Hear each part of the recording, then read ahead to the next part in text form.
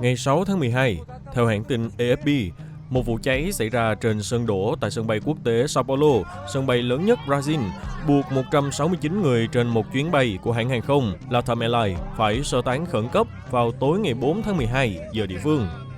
Đám cháy bùng lên từ một thiết bị mặt đất bên ngoài máy bay, ngay trước giờ khởi hành chuyến bay nội địa đến Porto Alegre ở miền nam Brazil.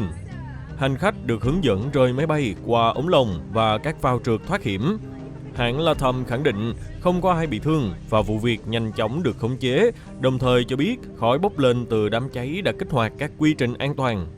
Các đoạn video lan truyền trên mạng xã hội cho thấy lửa bốc lên gần phần thân dưới của máy bay, khói đen dày đặc bao trùm khu vực, cùng cảnh hành khách trượt xuống đường băng bằng máng trượt khẩn cấp. Theo hãng Latam, đám cháy bắt nguồn từ thiết bị của một nhà thầu phụ trách bốc xếp hàng hóa lên chiếc Airbus A320.